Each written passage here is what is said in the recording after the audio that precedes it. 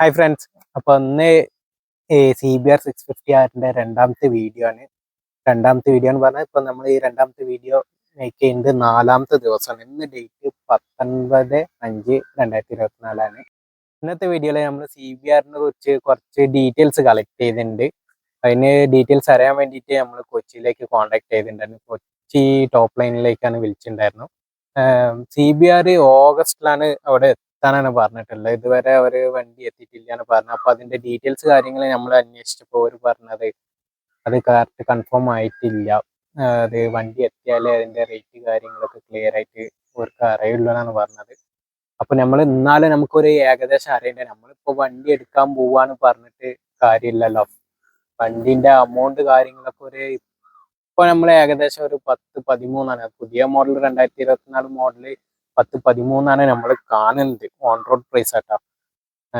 അപ്പോ നമ്മൾ ഇതിന്റെ മുന്നത്തെ മോഡല് ഓൺ റോഡ് പ്രൈസ് എന്താ റേറ്റ് ആയിരുന്നു, എങ്ങനെ അതിന്റെ അടവ് കാര്യങ്ങള്, ഡൗൺ പേയ്മെന്റ് കാര്യങ്ങളൊക്കെ അന്വേഷിച്ചിട്ടുണ്ടായിരുന്നു. അപ്പോ അവർ പറഞ്ഞ മറുപടി എന്താണെങ്കിൽ, ഇതിന്റെ മുന്നത്തെ ഇപ്പൊ ഇറങ്ങാൻ പോകുന്ന മോഡൽ 2024 മോഡലാണ്. 2023 മോഡൽ ഇറങ്ങിയിട്ടില്ല എന്നാണ് പറഞ്ഞത്.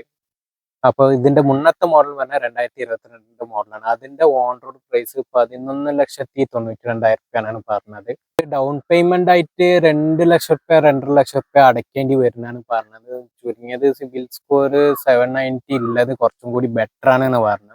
2022 മോഡല് ഡൗൺ പേയ്മെന്റ് ആയിട്ട് 2-2.5 ലക്ഷം റുപ്യ കൊടുത്ത വണ്ടി കിട്ടും. പിന്നെ അവർ പറഞ്ഞത് എന്താണ്, 5 വർഷത്തെ അടവ് ഉണ്ടാവും.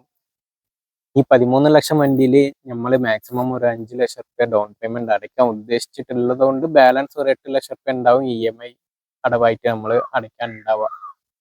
നമ്മളിപ്പോൾ ഈ ജേർണി സ്റ്റാർട്ട് ചെയ്ത് 16-ാം തീയതിയാണ്. ഈ മാസം മെയ് മാസം 16-ാം തീയതിയാണ്. ഇന്ന് ഡേറ്റ് 19ആണ്. അപ്പോൾ ടോട്ടൽ ഒരു 4 ഡേയ്സ് ആയിട്ടുണ്ട്. 4 ഡേയ്സിൽ നമ്മൾ ഇപ്പോൾ സേവിങ്സ് ചെയ്തിട്ടുള്ളതെന്ന് പറഞ്ഞാൽ 5,000 റുപ്പീസാണ്. മാക്സിമം നിങ്ങളുടെ സപ്പോർട്ടും ചാനലിലേക്കുള്ള സബ്സ്ക്രൈബും ലൈക്കും ഒക്കെ ചെയ്ത് മാക്സിമം സപ്പോർട്ട് എന്ന് പറഞ്ഞുകൊണ്ട് വീഡിയോയുടെ സ്റ്റോപ്പ് ചെയ്യണം. Okay, thanks, by.